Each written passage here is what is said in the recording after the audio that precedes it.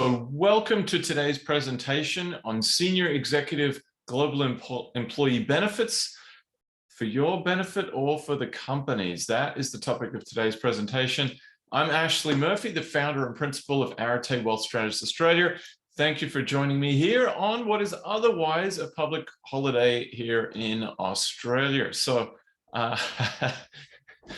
let's get on with the presentation. So, of course, I should mention that no presentation would be complete without a disclaimer here. This is not a substitute for you not obtaining an individual personal consultation with a international and cross-border financial advisor, CPA, or employee benefits specialist. I would encourage you, please go check out our YouTube channel. We have many dozens of videos on the niche topics that affect Aussies in America and Americans in Australia. Our most recent presentation was from November. I took December off. And in November, we looked at the US exit tax for high income earners or high net worth individuals planning to leave the US. I should mention this is the new standard time that we're hosting this presentation. So there were a few folks interested to confirm that, in fact, we would be hosting it on Australia Day. And indeed, I am. And to me, it's a case of if you love what you're doing, it's not work, right? So here we are. A little bit about me. How did I come to be the founder of this very interesting niche financial planning firm? And that's essentially because I was born into it, really. I'm a tri-citizen of the UK, Australia, and the US, lived in the US for 16 years, really raised in Australia, and I split my time between Australia and the US, running a number of businesses. Let me see here. So I'm also the founder and executive director of the Global Financial Planning Institute, been quoted in a number of places, regular conference speaker.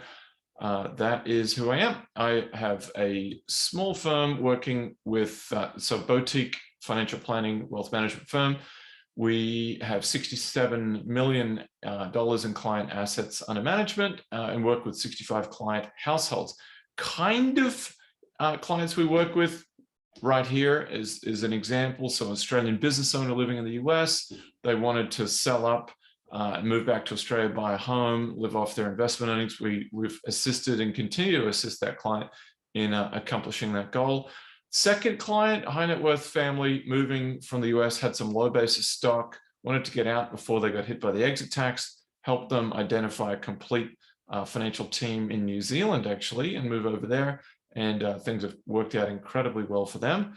And lastly would be a senior executive at a Fortune 100 company in the Bay Area who was permanently moving to the US, had been there really for about 20 years by the time we started working together. So had investment properties, super accounts, brokerage accounts in Australia that needed to be moved to the US, consolidated, and put a plan in place for retirement. So that's an example of the kinds of clients we work with.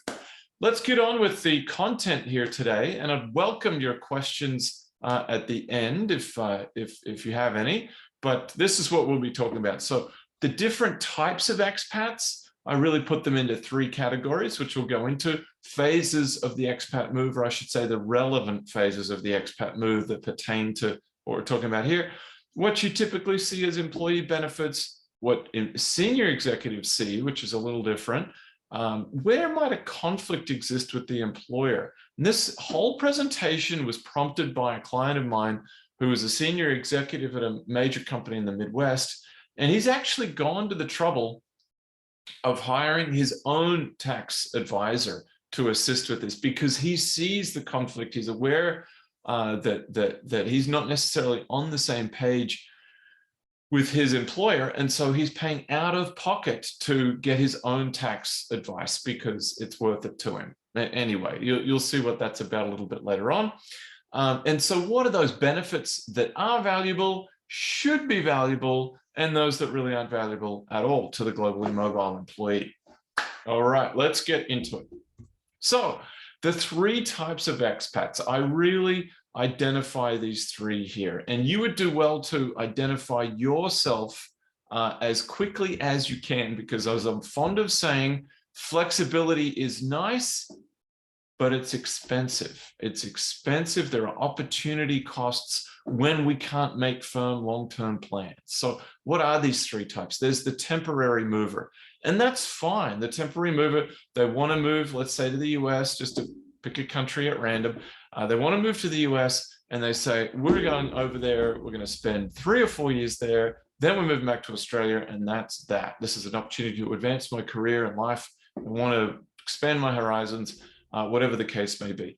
And it's a defined period of time. Now, the issues that a temporary mover is going to have will be very different to a domicile uncertain mover, whose move really, as the name suggests, is uncertain. They don't know if they're coming or going.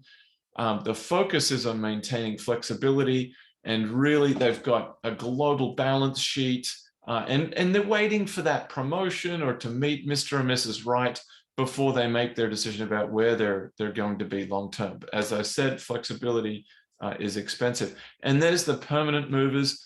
Typically, these are the folks that they may have started off as the domicile uncertain. They've gotten that promotion. The kids are a certain age where they've gotten into high school, and moving is going to be troublesome. So they end up staying, and then they end up getting senior enough where they think, gosh, it's going to be awfully expensive if I move back to Australia and take a huge pay cut.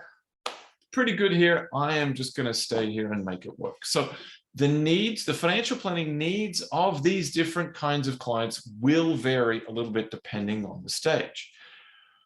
So the next paradigm, next model I'll introduce you to is this one. Now, I won't claim credit for this. This comes from, or I should say inspired by, my friend and fellow international advisor, Andrew Fisher of Arete Partners in San Francisco. He wrote a book that I keep close to me called the Expat Family Wealth Guide. And in that, he talks about these different stages. So here's what we have. We have the inbound pre-move. Now, I have yet to have it happen, to be honest. I've yet to have it happen. But ideally, this moving to the US would begin as many as 6 years ahead of time. Why 6 years? Because that gives us time to do some planning to avoid what the US has, which is somewhat unique, and that is they don't grant you a step up in basis on your worldwide assets when you become a US tax resident. Unlike Australia, for instance, the way Australia works, you move away, Australia says, farewell, mate, we'll see you back hopefully sometime. You purchase some assets overseas or acquire some assets, or are granted or given as part of your employment deal. And then you come back to Australia, and Australia says, well, gosh, we don't really have a reliable way of determining what you purchase these assets for, or the basis of the assets. So we're just going to say it's the fair market value on the date you resumed Australian tax residency. US says wrong. We don't do it that way. We want to know what the original basis of that asset was, even if you purchased it decades before you anticipated becoming a US tax resident. So the magic number there, 6 years ahead of time. Like I said, I've yet to have anyone that's actually planned that far ahead.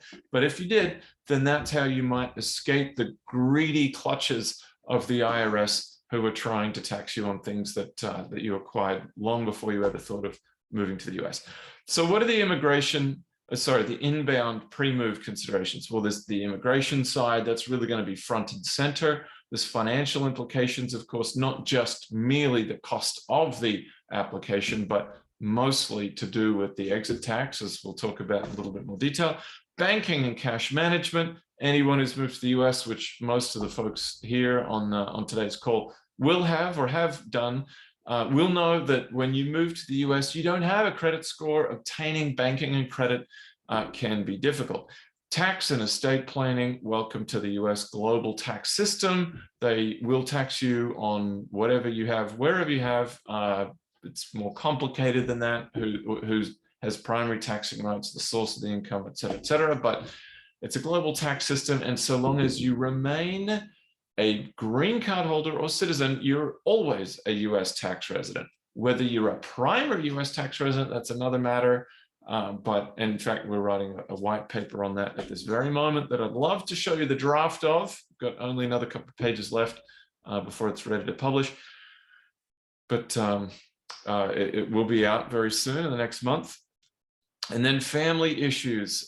Boy, am I going through this at the moment. And that is living between Australia and the US. need to figure out where are the kids going to slot in terms of the educational years, because they don't, like the tax years, they don't align. You've got kids that begin school in September in the US, and then in Australia it follows the calendar year, and it gets awfully complicated. Okay, acclimation in the US. So if someone has been in the US for a little while now, they've gotten their head around this citizenship-based taxation thing I was just mentioning a moment ago. They've begun to realize when they're at parties and barbecues and work events that it doesn't sound so great to say that you rent. You want to sound sophisticated and like you're doing well in life. And so there's that temptation, that pressure to buy real estate, not necessarily a good idea. Sometimes it is, sometimes it isn't. The 401k decision to contribute or not to contribute, stock options and other equity-based compensation, ISOs, NSOs. How does it all work? My goodness, it's complicated. And it is complicated. You compare, say, the Australian financial planning landscape to the US planning landscape, and it's a world of difference, which largely comes about, I'll keep it short, but largely comes about by virtue of being a rules-based system in the US versus a principles-based system in Australia. In Australia, they say, the spirit of the law is this. You can do this and you can't do that. We don't care what you call the account type. If it's a bank account, a brokerage account, this account or that account, you can't do it. Simple. In the US, the law will be written much more precisely. It will say, as of this date, commonly, they're rarely are they retroactive. As of this date, if you have these types of accounts and whatever account you may be thinking of doing this in, if it's not included in the list, well, hey, there's an opportunity right there. Then so-and-so rule will apply to these accounts. But you get my point. The rules-based system breeds complexity and exemptions. And it does make it very interesting and fun, the kind of work that I do. Okay, the outbound pre-move. So what would we be thinking about if we're getting out of the US? Certainly the immigration status, that's front and center for me, is that individual needing to return? Do they have family and friends, or might there be another career opportunity in the future? How's that going to work? Are they going to be subject to an exit tax if they're on a green card or a citizen? Thinking about the worldwide assets, how might they get their assets out of the US? What's the tax going to be? Does it even make sense to move assets out of the US? And tax planning. If there's ever a niche of financial planning that's tax heavy, it's this particular area that we're talking about today. So typical employee benefits. If you happen to be an employee at a US company, you often see your health insurance. That's part and parcel. Came about, just out of curiosity, out of World War II, where wage freezes were put in effect to prevent competition between employers, given that all the men had been shipped off to the Pacific or Europe.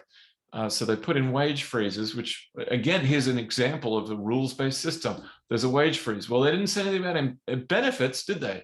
So all of a sudden, a raft of benefits come on board, and they have stayed with us since.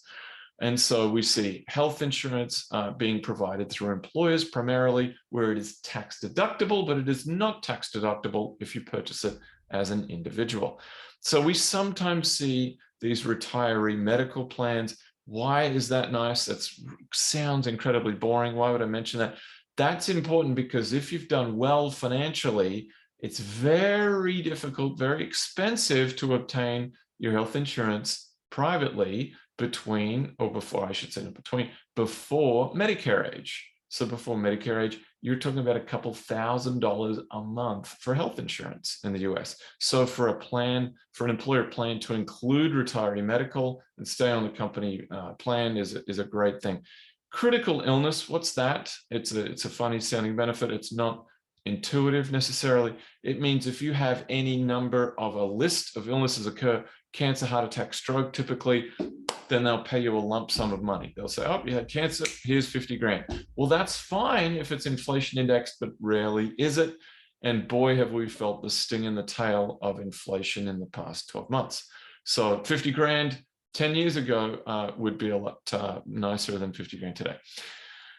What else? Life, accidental death and dismemberment is what that means. So I like to remind, we've got to have a sense of humor talking about these things, such heavy topics, but like to remind clients that the AD&D only pays if it was an accidental death. If it was natural causes, doesn't pay.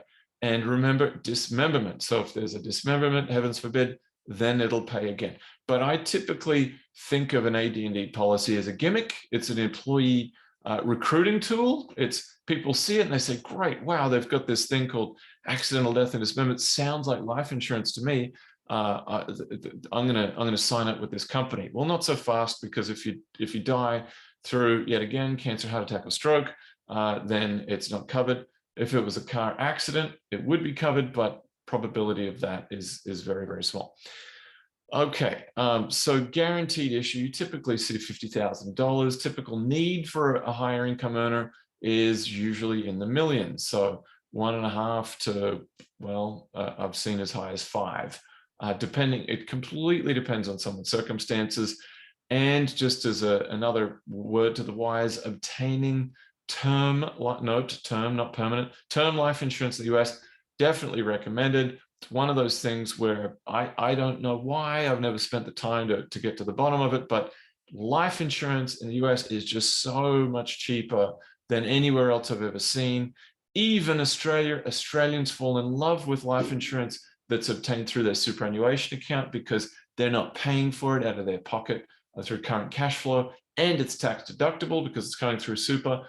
Despite those things, it's still way cheaper in the US, and I would encourage someone to get that. It's also a state tax-free, as Mr. John Richardson here would validate. It's not considered a US situs asset, so it has that benefit as well.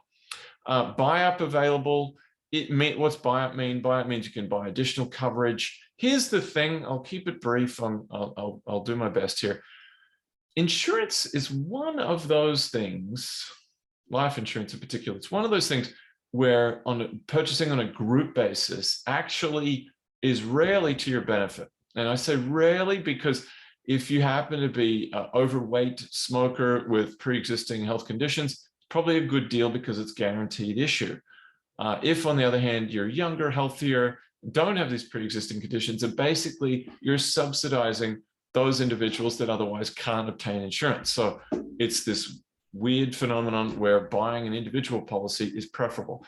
And it's preferable not only because it's often cheaper, mostly always cheaper if you don't have those other factors I just mentioned, but it's portable and it's in your name. If you quit your job or move or whatever, then who do you think owns that life insurance policy if it was a company policy? Not you is the word.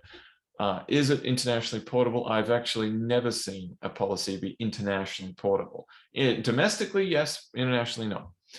Disability is another one. I like to think of it as these are the attractive clothes that the shop, the menswear store, if you will, the women's wear, whatever, fashion store, they put on the mannequin. They look fantastic. They're beautifully ironed.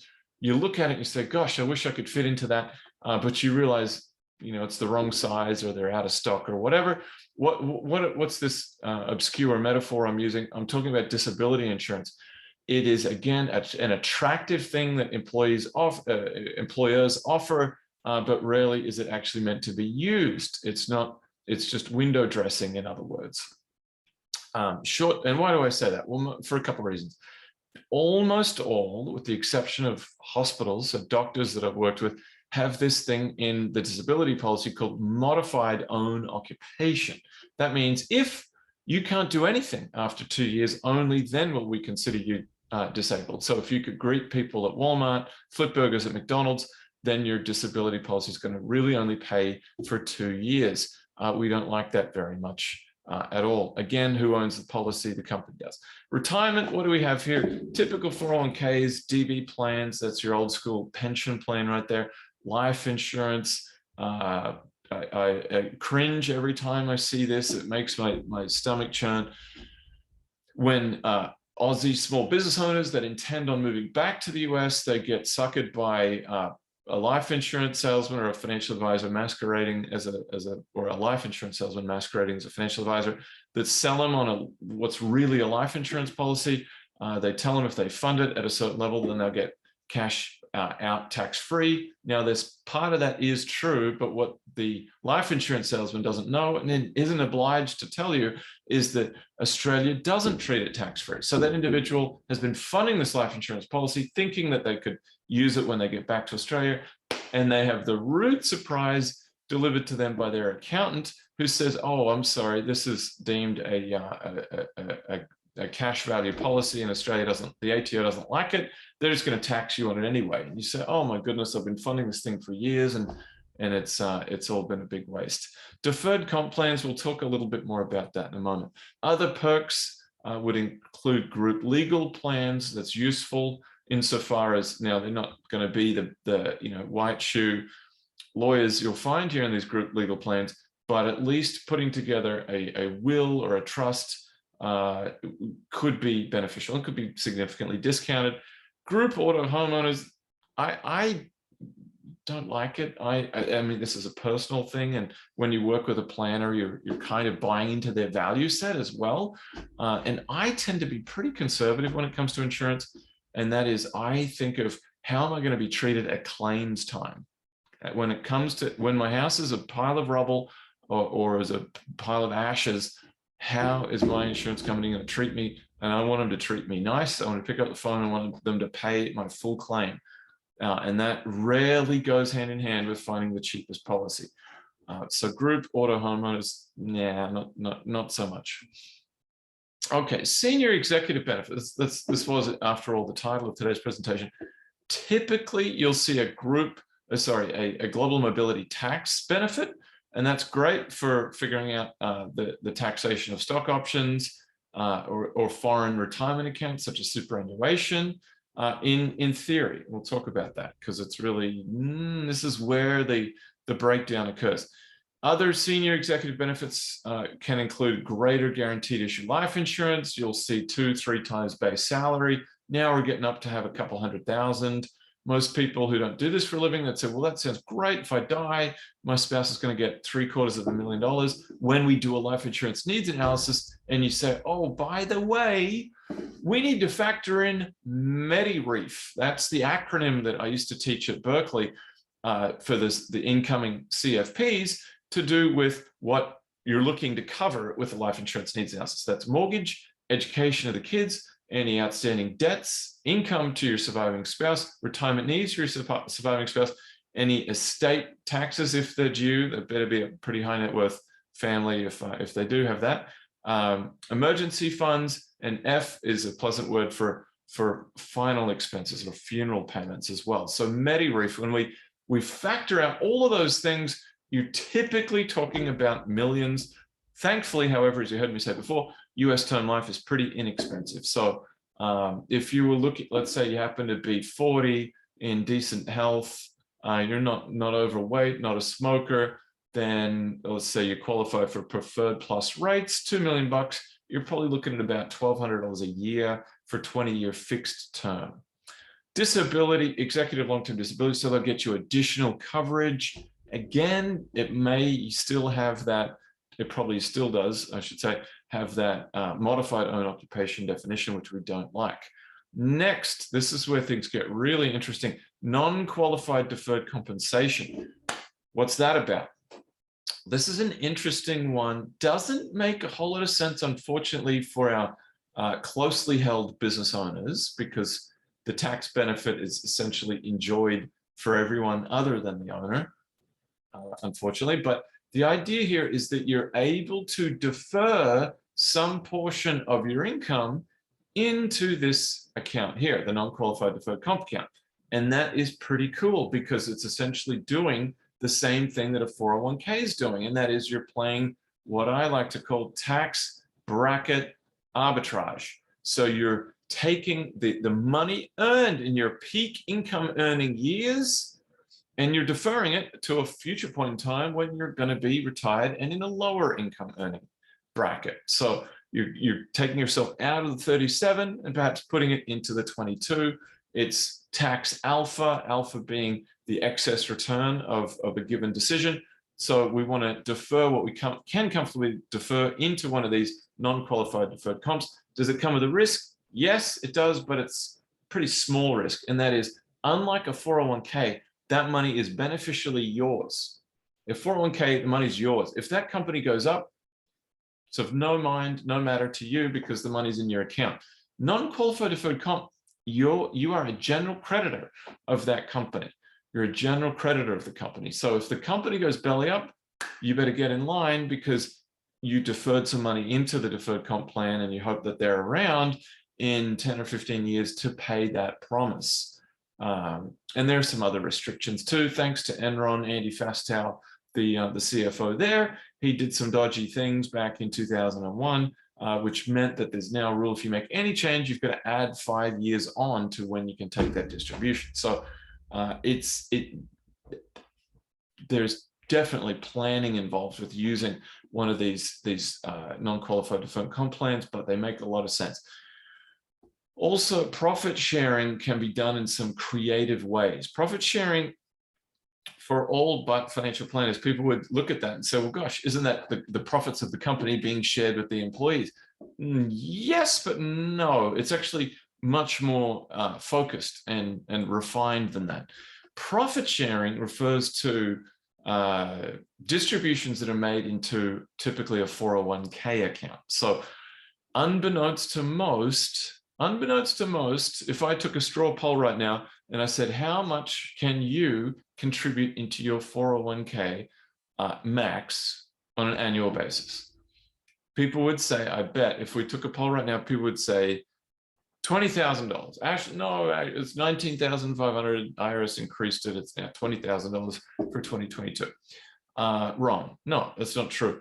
It's actually closer to $60,000. What's the difference between the 20 and the 60? That is what the employer is allowed to contribute through their match, which most of us get, typically 3-4%, sometimes more generous than that. We're seeing big increases there in the current employment environment, given the wage increases that are happening post-pandemic, well, post-onset of the pandemic. So what you see is companies are able to classify employees differently and then give a larger profit share to senior executives, and it comes into your retirement account that way. So it's that $40,000 of additional money minus that matching contribution. The last one that you see, and you don't see it too commonly, is a financial planning benefit. And that is that say, we want to thank you for being a part of this wonderful company. We're going to give you X number of dollars every year to go talk to a financial planner. We work with this firm. We like them. They know our benefit structure. We'll make a warm introduction to them. Okay. So that's all well and good, but where might a conflict actually exist? I think the biggest conflict exists on the tax side, and mostly boiling down to one particular area, and that is the taxation of the superannuation account. So if you've got a super account back in Australia, leading tax practitioners, I won't say there is a total consensus, because there isn't, because there's no law on it. It's essentially what would a reasonable conservative CPA make of the situation here. And conservative, reasonable CPAs say, really, your super account is going to be treated in one of two ways. It's either going to be an employee benefits trust, or it's going to be a foreign grantor trust. Now, here's the thing. If you're given one of these global mobile tax packages, the tax firm, often even big four firms, or I should say commonly big four firms, they will err on the side of caution. They'll say, oh man, we have no way of figuring out some of the factors that lead the super account to being taxed as a foreign grantor trust. So we're just going to be conservative. We don't want to get in trouble. And we make more money the more we bill. If this is more complicated, we get to bill more. And so we're going to take the view that it's a foreign grantor trust.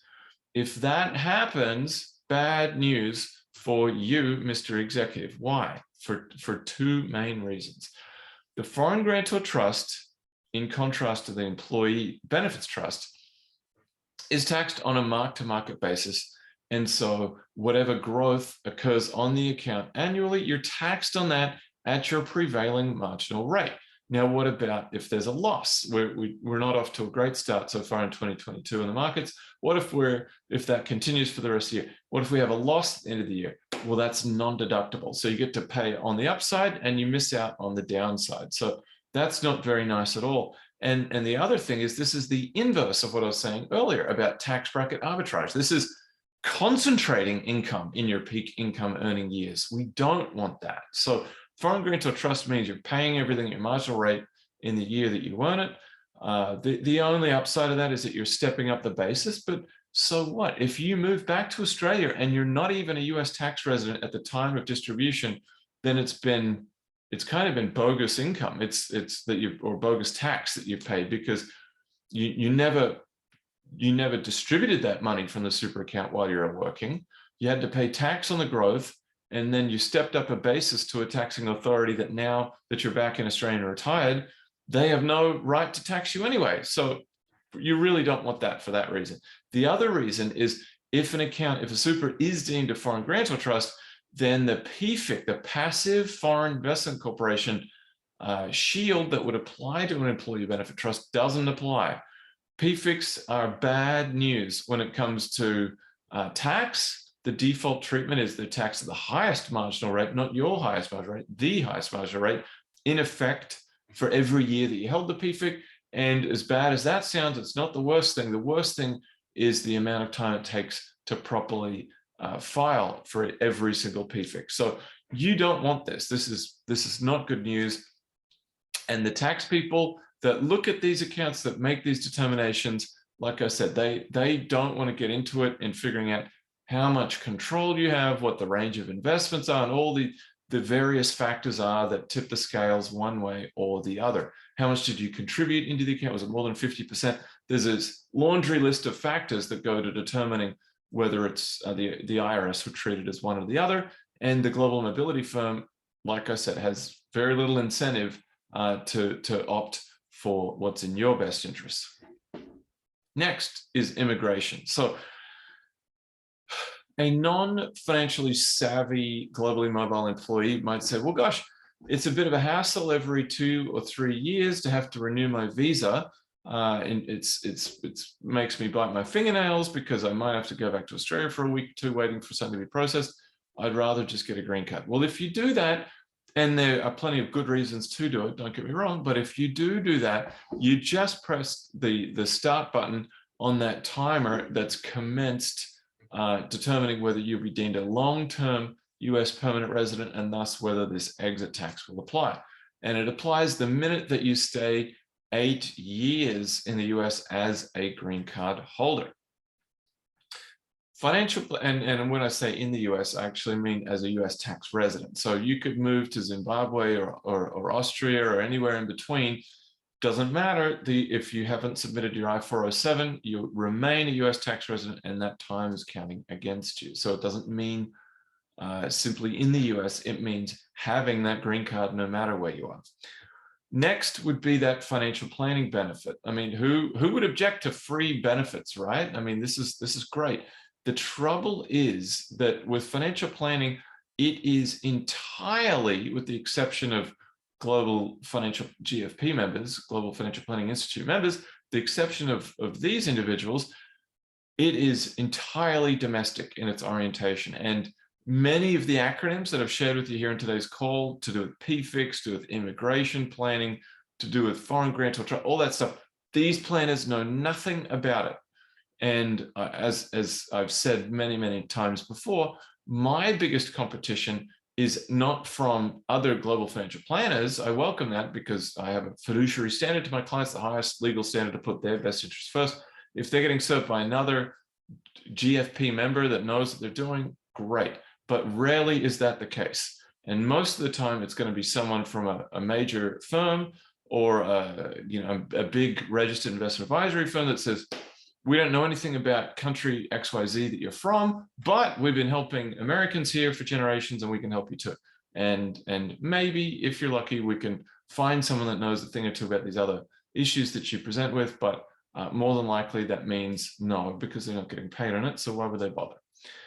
So that's the issue. And so Many of the concerns that they're not aware of would include the acclimation considerations that you see here. So all the tax reporting issues they need to know about, the banking and credit, as I mentioned earlier, educating a client on the employee benefit system, the healthcare system, the immigration decisions, as we just went through, talking about real estate, or equity compensation that have no idea as to how equity compensation is taxed for a globally mobile employee. If they were granted shares in the US, then moved to Australia, the UK, then back to the US, who gets taxed what, and for what point?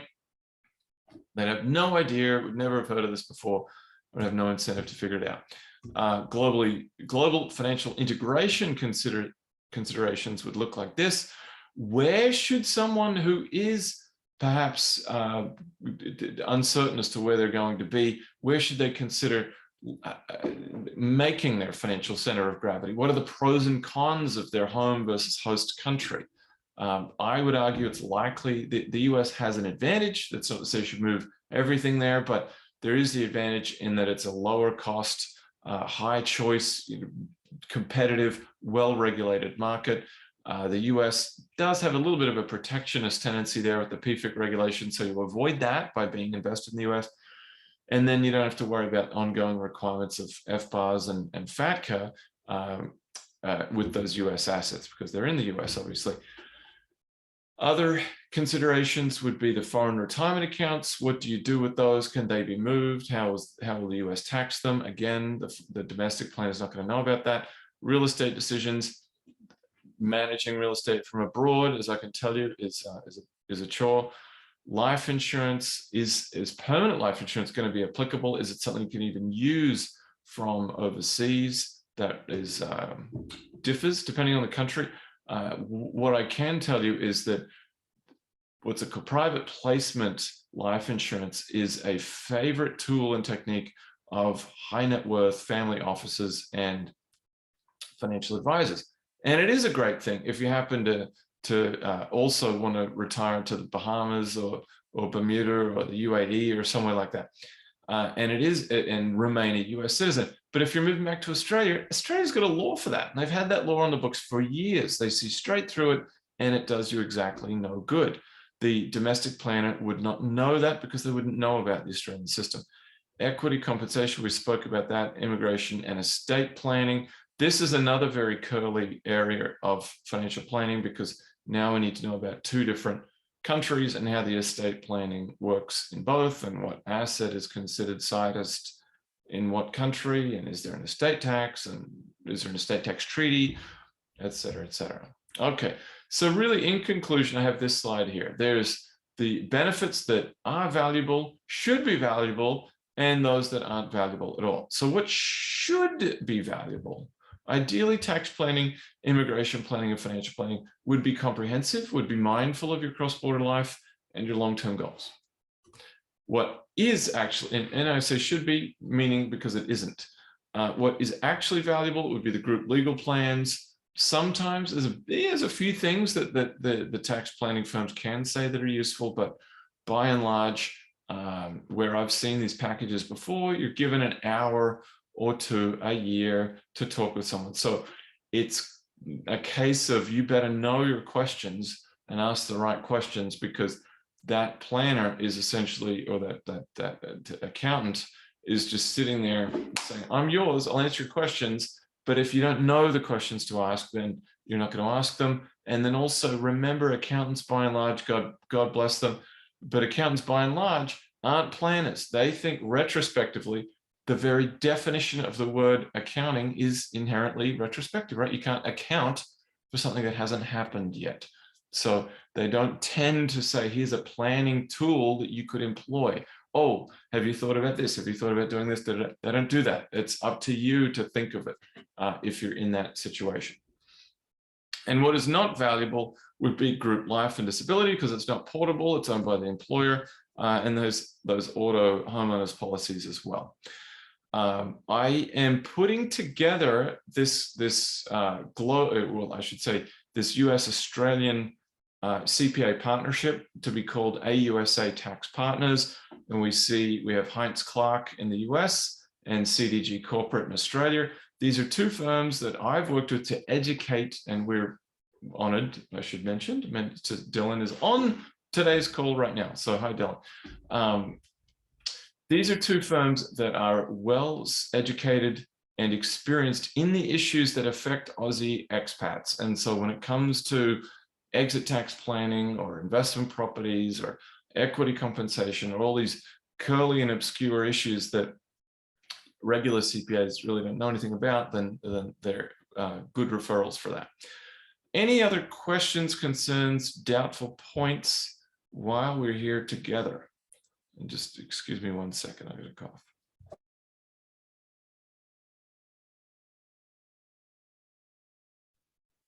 I'll give folks just a moment to type in their questions. Thanks for joining me here on Australia Day 2022. Any questions or concerns here?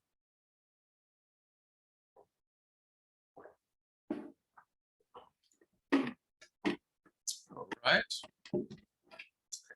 I am going to take that as a no. It's funny that when I say that, however, and the clock appears to be ticking down, suddenly the questions come flooding in when there's that fear of the presentation finishing. I don't think there are. You all, thank you very much for attending, and I'll see you next month. Next month, I'll just give you a preview of that. We are going to do a deeper dive on the taxation of equity compensation for globally mobile executives. So stay tuned for that. We'll see you in the fourth Wednesday in Australia, Tuesday in the US to talk about that. Thank you. Have a good day.